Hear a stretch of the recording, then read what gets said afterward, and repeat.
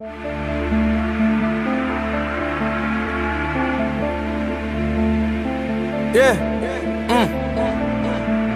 Turn the beat up a little bit. Yeah. It should never be one head of the crew. Cause if that go to jail, fall, die, something, everybody fall. We live by. If you got money, you fall, you gon' catch it. When the whole team rich. When the whole team rich. When the whole team rich. One, see the whole team lit. See the whole team rich. See the whole team rich. One, see the whole team lit. So hungry, we go get that money and we bought forever. If you got some pepper and I got some pepper, you fall, I'ma catch it. The whole team rich. When the whole team rich. One, see the whole team lit. See the whole team rich. See the whole team rich. One, see the whole Okay, this isn't the primary point guard guy. This got to be like my two that's leaking out. Because I need whoever getting the ball to bring it up the court and make a decision. If nothing is there, then we'll run what we've been running. We got to knock down shots. Let's go. Hard work on team. What's to do? Hard work. Hitting over 13 bricks. Ain't loyal, ain't loyal, so we never trust. We never trust. I live with that chopper. I sleep when I open it. It's a touch. I go to sleep with that Mac on the truck. Like Tony Montana. Pray we don't go to the slam. Take this guy in for a hammer. I'm about to go to Atlanta for I go banana. D1 Houston was founded in November 2006. Prior to D1 Houston, I coached an organization called Brazoria Ballers Elite Basketball Foundation. That was centered in my hometown, Angleton, Texas, southern Brazoria County, which is south of Houston. Total AAU, I've coached 10 seasons. I've been coaching basketball about 17 years since I was 19 years old.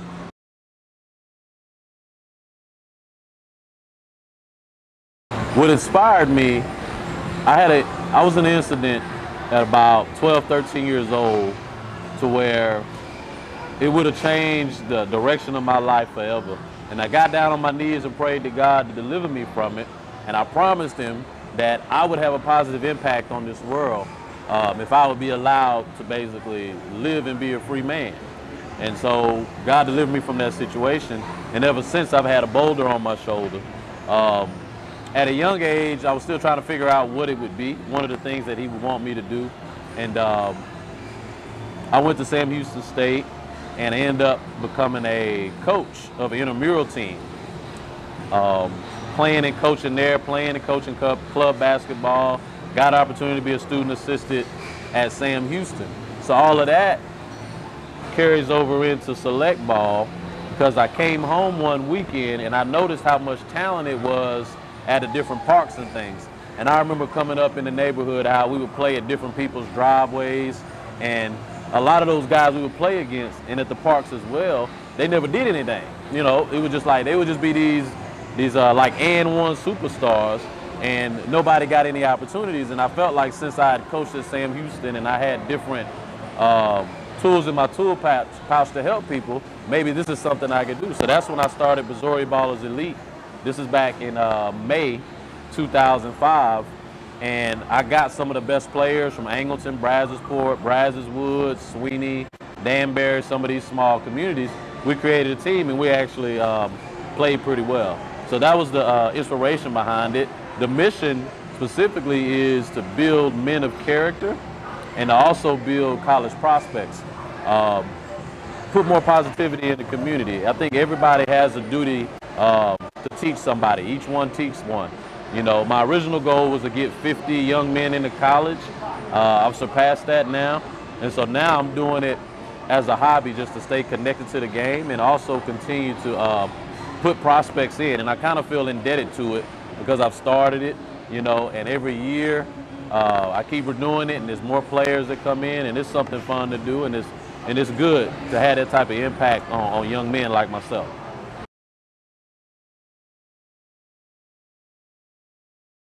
We had several coaches, and that's what it's all about at the end of the day.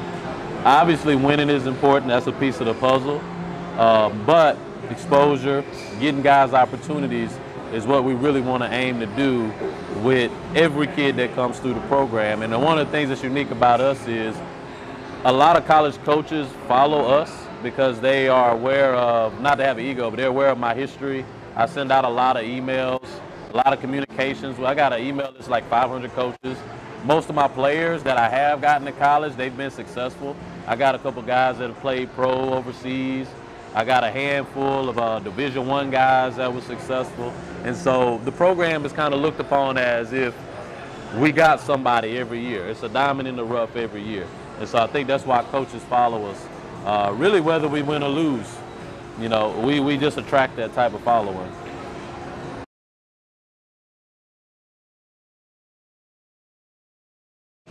So Missouri Ball is elite. We've had multiple teams in the past. I think the reason for us just really having a 17U only is because I don't want to water it down. You know, we'll get interest for 16U, 15U teams, but it doesn't really pan out how I want it to be. I could be kind of a stickler, and so I'm not going to do it unless it's going to represent the program in the right fashion.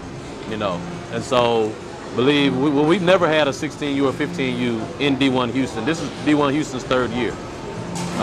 It's something we could get to with the right people, with the right coaches, you know, but I don't want to water it down. Like all of my guys, they get video, they get a lot of different things on social media, they get 2 practices a week, they get full stat breakdowns on Huddle. So it's like that type of quality, we have to be able to duplicate that 16U, 15U, 14U, and we don't really have the staff to do it to that capacity. So I'd rather not do it at all at those younger groups if we can't do it the right way.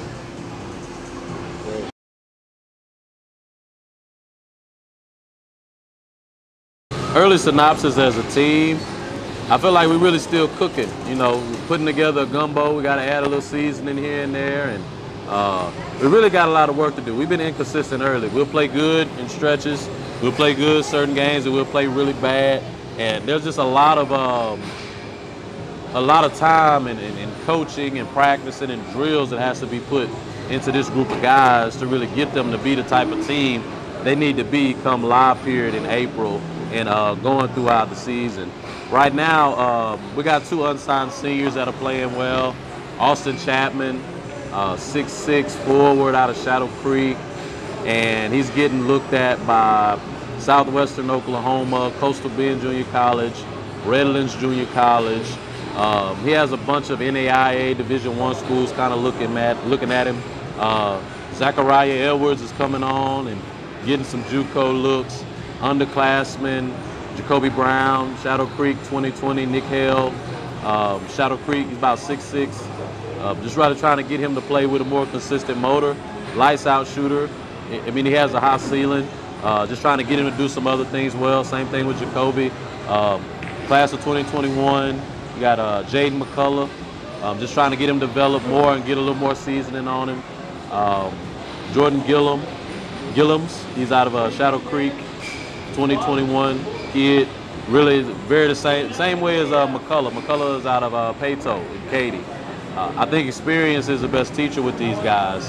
And the more they're able to play at the level like we're doing now, prep hoops, the Adidas Gauntlet, Silver Division, playing against bigger, stronger guys, just putting a little more seasoning on them guys. I think they got a real high ceiling once they put it all together.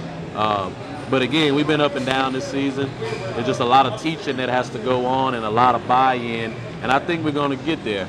But it's a process. You know, this team, yeah, this team isn't a team that goes out and recruits like the top 50 kids in the city and makes a whole bunch of empty promises to get them on the team. You know, I go and get a lot of kids that are unranked and a lot of kids with that potential, and because I like to see the process come to fruition and to see the end product going from somebody that maybe he was just a varsity starter or a reserve, but then after the summer, he's actually a prospect that can go to college. I get a kick out of seeing that growth. I halfway, you know, I don't recruit a lot of highly ranked guys because it doesn't have the same feel for the mission that I want to accomplish. I got my start coaching a bunch of guys from my home city that pretty much didn't have much, you know, and it's kind of the feel I go for even with D1 Houston. I want to identify the talent and develop it, put it on the platform, and for that whole process to really be complete. When the whole team rich, when the whole team rich, one see the whole team lit, see the whole team rich, see the whole team rich, one see the whole team lit. So how did we go get that money and we bought forever? If you got some pepper and I got some pepper, you fall, I'ma catch you. The whole team rich, when the whole team rich. One see the whole team lit, see the whole team rich. See the whole team rich, one see the whole team lit.